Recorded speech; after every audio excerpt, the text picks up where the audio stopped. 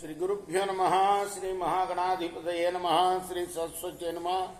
భక్తులారా, వ్యాసప్రోక్త మహాభారత ఇతిహాసం యథాతథంగా చెప్పుకున్నాం.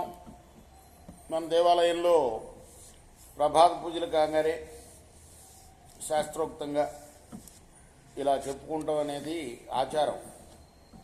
ప్రభాత పూజలు అయిన తర్వాత దానిలో భాగంగా నిన్నటి వరకు మనం ఆది సభారణ్య విరాట ఉద్యోగ భీష్మ ద్రోణ కర్ణ శల్య సౌప్తిక స్త్రీ పర్వాలనే 11 పర్వాలు పూర్తి చేశాం. 18 పర్వాల్లో 12వ శాంతి పర్వంలో కూడా 131వ అధ్యాయం వరకు చెప్పుకున్నాం. ఈ రోజున 132వ అధ్యాయం చెప్పుకుందాం. చెప్పుకునే ముందు వ్యాస భగవాను ప్రార్థన చేసుకుందాం. వ్యాసాయ విష్ణు రూపాయ వ్యాసరూపాయ విష్ణవే నమో వై బ్రహ్మనిదయే వాసిష్ఠాయ నమో నమః. నారాయణం నమస్కృత్య నరం చైవ నరోత్తమం దేవీం సరస్వతిం వ్యాసం తతో జయముదీరయేత్. సమర్థద్గురు సాయినాథ్ మహారాజ్ కీ జై. యుధిష్ఠిర ఉవాచ హీనే పరమకే ధర్మే సర్వలోకాభిసంహితే సర్వస్మిన్ దస్యుపాద్భూతే పృథివ్యాముపజీవనే కేనచిద్ బ్రాహ్మణో జీవేత్ జగన్యే కాలాగతే అసంచజన్ పుత్ర పౌత్రాన్ అనుక్రోశ. పితామహ తాతయ్య అడుగుతున్నాడు ధర్మరాజు. లోకులందరూ ఆచరించవలసిన పరమధర్మం క్షీణించినప్పుడు, భూమి మీద జీవనమంతా దొంగల పాలైనప్పుడు, ఆ చేటు కాలంలో పుత్రపౌత్రులను విడిచిపెట్టలేని బ్రాహ్మణుడు ఎలా బతకాలి? భీష్మ ఉవాచ. ఏంటి ప్రశ్న? ధర్మరాజు ప్రశ్న. లోకంలో ధర్మం క్షీణించినప్పుడు, అలానే దొంగల బాధ ఎక్కువైపోయినప్పుడు, దోచుకుంటాం ఎక్కువైనప్పుడు బ్రాహ్మణుడు అనేవాడు ఎలా బతకాలి అని అడుగుతున్నాడు తాతగారిని. ఎవరు? ధర్మరాజు. భీష్మ ఉవాచ. భీష్ముడు చెప్తున్నాడు, విజ్ఞాన బలమాస్తాయ జీవితవ్యం తథాగతే సర్వం సాధ్వర్ధమే వేదం అసాధ్వర్ధన్న కించన. ధర్మరాజా, అలాంటప్పుడు బ్రాహ్మణుడు తన విజ్ఞాన బలంతో జీవించాలయ్యా. లోకంలో కనిపించే ధనాదులన్నీ కూడాను మంచివారి కోసమే, చెడ్డవారి కోసం కాదు. అసాధుభ్యోర్ధమాదాయ సాధుభ్యో ప్రయచ్చతి ఆత్మానం సంక్రమం కృత్వా కృత్య ధర్మ విదేవస. చెడ్డవారి నుండి సొమ్ము స్వీకరించి మంచివారికి అందించే సాధనంగా, దాన్ని ఒక సాధనంగా చేసుకున్నవాడు ఎవరైతే ఉన్నాడో వాడు బాగా ఆపద్ధర్మం తెలిసిన వాడి కింద లెక్క. ఆకాంక్షన్నాత్మనో రాజ్యం రాజ్యే స్థితిమకోపయన్ అదత్తమేవాద్ అదీత దాతుర్విత్తం అమేతి చ. తన రాజ్యాన్ని తాను కోరుకుంటూ దాన్ని అల్లకల్లోలం చేయకుండా బ్రాహ్మణాది సమస్త జాతుల క్షేమం కోసం రాజ్యంలోని ధనవంతుల ధనం తనదిగా భావించి వారు ఇవ్వకపోయినా బలవంతంగానైనా తీసుకోవచ్చు. అంటే లోకంలో దొంగతనాలు బాగా ఎక్కువైపోయి ప్రజలంతా పీడింపబడినప్పుడు, ముఖ్యంగా బ్రాహ్మణులు పీడింపబడినప్పుడు ఏం చేయాలంటే, బాగా ధనం ఉన్నవాడి దగ్గర నుంచి ధనం తీసుకొని రాజు బలవంతంగానైనా తీసుకొని పంచాలి వాళ్ళకి. ఆకాంక్షన్నాత్మనో రాజ్యం రాజ్యే స్థితిమపోపయన్. ఆకాంక్షన్నాత్మనో రాజ్యం రాజ్యే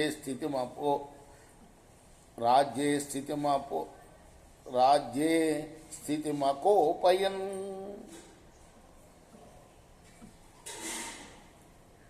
విజ్ఞాన బలపూతో యః వర్తతే నిందితేష్వపి వృత్తి విజ్ఞానాంధీర కస్తం వా వక్తుమర్హతి. విజ్ఞాన బలంతో పవిత్రుడై ఏ వృత్తికి ఎవరు సమర్థులో తెలిసిన ధీరుడు రాజ్యరక్షణ కోసం నిందింపదగిన పనులు చేసినా కూడా అతన్ని ఎవరూ నిందించరు. ఏషాం బలకృత వృత్తి తేషాం అన్యా నరోచతే తేజసాభిప్రవర్తంతే బలవంతో యుధిష్ఠర. ధనరాజా బలంతో పరాక్రమంతో జీవించేవాడు మరొకమైన విధమైన వృత్తికి ఇష్టపడడు. బలవంతులు పరాక్రమంతో కూడిన పనులే చేస్తారు. యథైవ ప్రాకృతం శాస్త్రం అవిశేషేణ వర్తతే తదైవమభ్యసే దీవ్యం దేవం మేధావీవాప్యధోత్తరం. ఆపద్ధర్మంలో ఉపయోగపడే సామాన్య శాస్త్రాన్నే విశేష శాస్త్రం జోలికి పోకుండా రాజు పాటించాలి. మేధావి అయిన వాడు రెండింటిలో మేలైన దాన్ని ఆచరించాలి.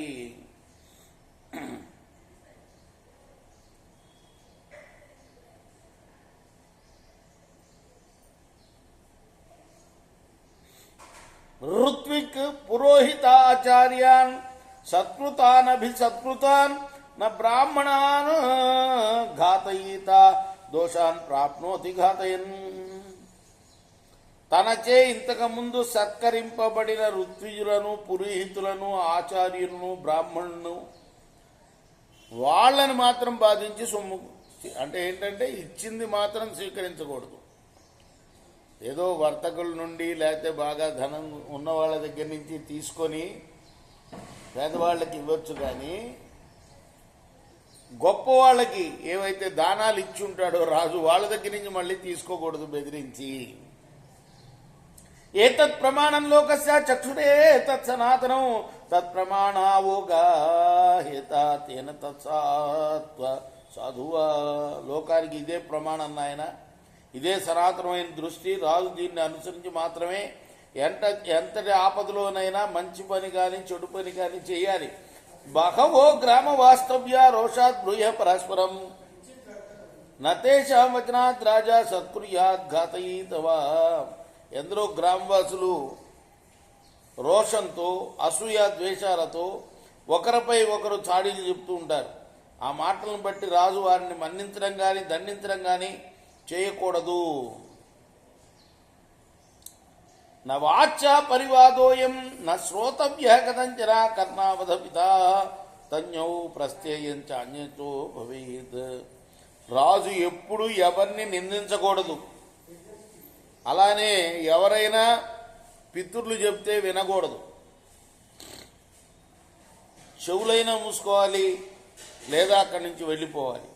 అసతాం శీలమే తద్వై పరివాదోతపైశునం గుణానామేవ వక్తార సంత సత్సునరాధిప. ధర్మరాజా, ఇతరులను గురించి నిందలు చాడీలు చెప్పడం చెడ్డవారి లక్షణం.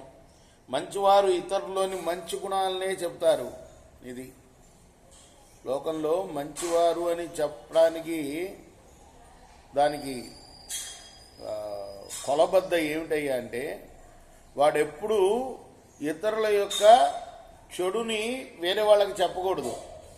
ఇతరుల్లో ఉన్న మంచినే చెప్పాలి. ఎప్పుడైనా చెడును వదిలేయాలి. అటువంటి వాడే మంచివాడు. ఎప్పుడు తీరులు చెప్తూ ఉంటారే వీడి దగ్గర నుంచి వాళ్ళకి, వాళ్ళ దగ్గర నుంచి వాళ్ళకి, వీళ్ళింట్లో మాట వాళ్ళింట్లోకి, వాళ్ళింట్లో మాట వీళ్ళింట్లోకి ఇలా చేర్చడం అనేది చాలా దుర్మార్గ పని. వాళ్ళు చెడ్డవాళ్ళ కింద లెక్క. మంచివాళ్ళు ఏం చేయాలి? మంచివాడు అంటే గుర్తు ఏమిటయ్యా అంటే వాడు ఎప్పుడు కూడా చెడు చెప్పకూడదు, మంచే చెప్పాలి. ఒక మనిషిలో ఉన్న మంచిని మాత్రమే చెప్పాలి, చెడును వదిలేయాలి, చెప్పకూడదు ఇతరులకు. యథా సుమధురౌ దమ్యౌ సుతాంతౌ సాధివాహినౌ ధురముజ్జమ్య వహత తథా వర్తేత వై నృప. చక్కని ఆకారం మంచి శిక్షణ కలవై మెడల మీద కాడి సరిగా వేసుకుని బరువు సమానంగా మోసే ఎద్దులు బండిని ఎలా లాగుతారో అట్లా రాజు రాజ్యభారాన్ని వహిస్తూ పనులు చక్క పెట్టుకోవాలి. యథా యథాశ్చ బహవః సహాయాస్యు తథా పరే ఆచారమేవావమన్యంతే కరియో ధర్మలక్షణం. రాజ్య పరిపాలన విషయంలో ఇతరుల సహాయం తీసుకోవాలని కొందరు చెప్తారు. దేనికైనా సరే ఆచారమే అన్నిటికీ మించిన ధర్మలక్షణం. అపరే నైవమిచ్చంతి ఏ శంఖలిఖిత ప్రియ మాత్సర్యాదథవా లోభాద్ న బ్రూయుర్వాక్యమీదృశం.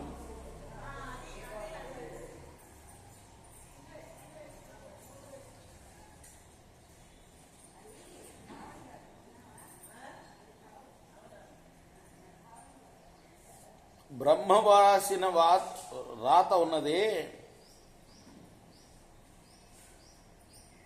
దీనిపై ఇష్టం ఉన్నవాళ్ళు మాత్సర్యంతోనో లోభంతోనో దీనికి ఇష్టపడరు. దేనికి ఇష్టపడరు? ఇతరుల సహాయం తీసుకుంటానికి ఇష్టపడరు. కానీ సహాయం తీసుకోవాలని శాస్త్రం చెప్తుంది. రాజు ఎప్పుడు కూడా మంత్రి యొక్క మాట వినాలి. మంత్రి చెప్పే మాట విని మంత్రి సహాయం తీసుకోవాలి. కాకపోతే కొంతమంది బ్రహ్మరాత దాన్నే శంఖలిఖిత ప్రియ అంటారు, శంఖలిఖిత ప్రియుడు అంటారు. ఎవడేంట్లే నా నుదుటి మీద ఏది రాసి ఉంటే అదే జరుగుతుంది, నా సిద్ధాంత ప్రకారం నేను వెళ్తాను ముందుకు అంటాం, అది మంచిది కాదు. అలా ఉండడానికి కొందరు ఇష్టపడతారు. ఆర్షమప్యత్ర పశ్యంతి వికర్మస్తస్య పాతనం నతాత్ దృక్ సదృశం కించిత్ ప్రమాణం దృశ్యతే క్వచిత్. చెడు పని చేసిన వాడిని పడగొట్టడం ఆర్ష సమ్మతం అవునా కాదా అని కూడా చూస్తారు. దాంతో సమానమైన ప్రమాణం మరొకటి ఎక్కడా ఉండదు సుమా. దేవతాశ్చ వికర్మస్థం పాతయంతి నరాధమం వ్యాజేన నిందన్విత్తం హీ ధర్మాత్స పరిహీయతే. దేవతలు కూడా చెడ్డ పనులు చేసే నరాధముని నరకంలో పడదోస్తారు. మోసంతో ధనం సంపాదించేవాడు ధర్మభ్రష్టుడవుతాడు సుమా. సర్వతః సత్కృతః సద్భూతి ప్రవరకారణై హృదయేనాభ్యనుజ్ఞాత యో ధర్మస్థం వ్యవస్యతి. ఐశ్వర్యాభివృద్ధికి ప్రధాన కారణంగా ధర్మవేత్తల చేత అంతటా అంగీకరించబడి తన హృదయానికి సమ్మతమైన దాన్ని ధర్మంగా స్వీకరించి ఆచరించాలి. యశ్చతుర్ గుణ సంపన్నం ధర్మం భూయత్స ధర్మవిత్ అహైరవి ధర్మస్యాపదం దుఃఖం గవేషితం. వేద విహితము, స్మృతి సమ్మతము, సజ్జన సేవితము, తనకు ప్రియమైనది అనే 4 గుణాలతో కూడిన ధర్మాన్ని చెప్పేవాడే ధర్మవేత్త. ధర్మవేత్తకు ఉండాల్సినవి 4 లక్షణాలు. 1, వేదంలో చెప్పింది చెప్పాలి, దానికి విరుద్ధంగా చెప్పకూడదు. 2, వేదాన్ని వివరించే స్మృతులు అంటూ ఉంటాయి. మనుస్మృతి అని ఇట్లా అనేక మంది ఋషులు రాసిన స్మృతులు ఉంటాయన్నమాట. వేదంలో మంత్రాలు కఠినం కాబట్టి వేద భాష వాటిని వివరిస్తూ బాగా తెలిసేటట్టు చేసిన వాటిని స్మృతులు అంటారు.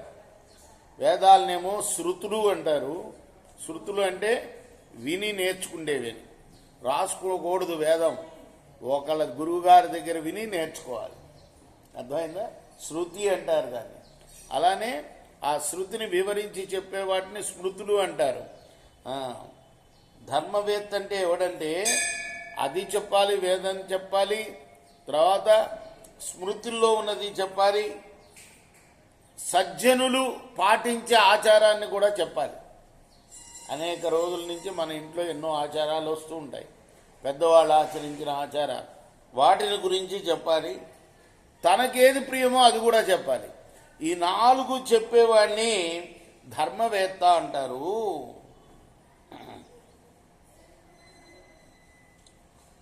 అంటూ చెప్తాడు భీష్ముల వారు.